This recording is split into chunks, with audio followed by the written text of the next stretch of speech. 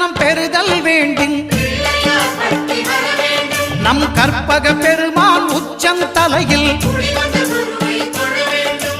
குருவின் தரிசனம் பெறுதல் வேண்டின்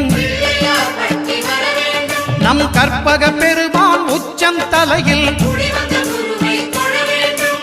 ஆலமர் செல்வன் அவனது பார்வை தடைகளை நீக்கி வளம் பெருக்கும் நம் கணபதி சிரத்தை காண்கிற மங்கையர் மாங்கல்ய பலமே திடமாகும்.